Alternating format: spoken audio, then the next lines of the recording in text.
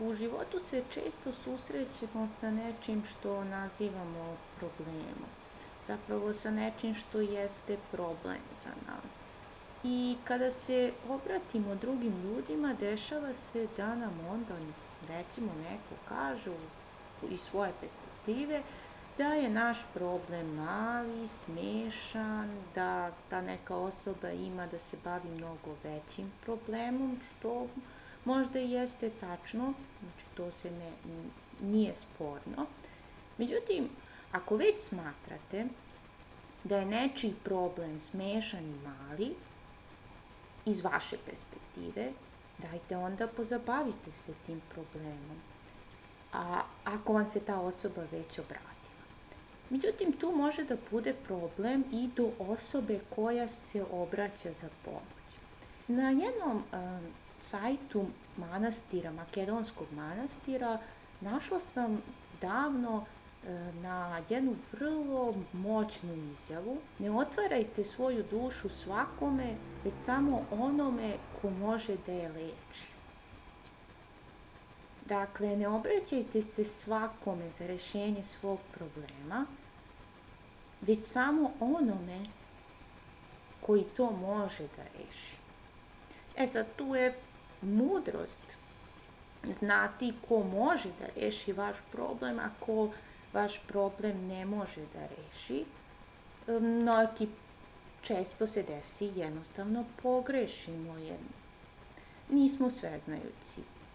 Obratimo se nekom da nam pomogne, taj neko ne može da pomogne, neće da pomogne. Pazite, ako neko neće da pomogne i ako smatra da je taj problem mali, onda je to kao da ne može da pomogne.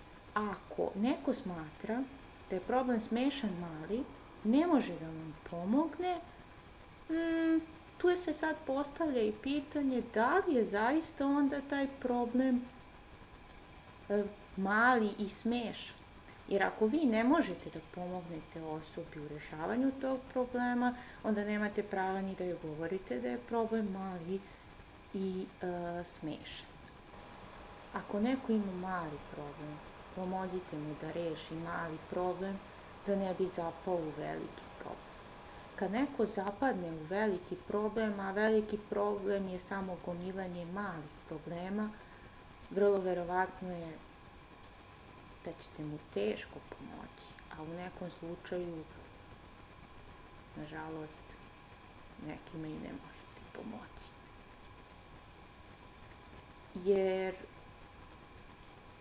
to zahteva onda mnogo više. Mnogo više od onoga što možda vi možete. I sada tu dolazimo i na toga, dakle, ovaj prvi deo što govorim je na to kada treba pomoći. Treba po mogućstvu pomagati dok su problemi mali. Ne čekati da problem postane veliki. Ne treba nikada odustajati. Ja bivam jako srećna sa svakim korakom kad neko izađe iz problema i bivam jako srećna i kad neko ustane nakon što je pao. Za one koji su pali, da bi ustali i održali se, potrebno je mnogo više snage.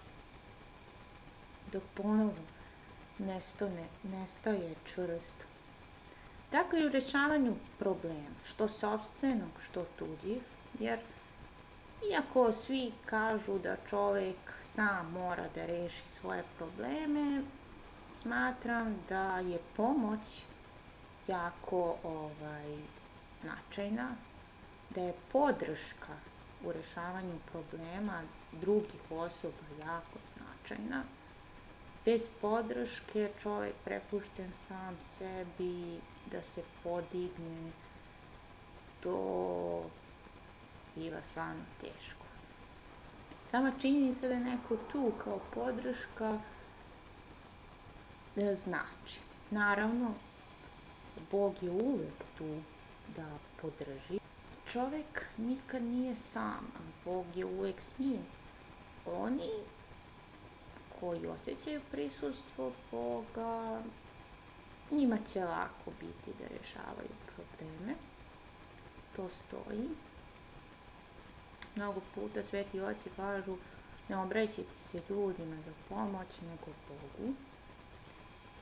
Što više osnažimo svoju veru u Boga, što više ojačamo njegovo prisustvo u nama, pored nas, onda smo i jači da se izborimo sa kakvim god problemom da naiđe. No, kada nismo dovoljno jaki, trebamo to da priznamo, trebamo da nađemo onoga koji će to pomoći i u svom razvoju trebamo da znamo kada stane. Pazite, problem, kad imate klupko konca i sada ga povučite, vršite pritisak na njega i napravite jednu onako, umrsite ga. Ako želite da ostane konac u celosti, morali biste imati jako puno strpljenja i pronitljivosti, a i trebalo bi vam puno vremena da biste ga celog odmrsili i ostali u celosti. Ako pristupate rješavanju problema, odnosno odmršavanju tog konopca zamršenog klupka, tako što vršite jak pritisak, tako što ga vučete, tako što želite pošto poto u roku od 10 sekundi da ga razmrsite, napravit ćete samo još veći čvor, napravit ćete još samo veći kanal. Nikad ne vršite pritisak na rješavanju problema.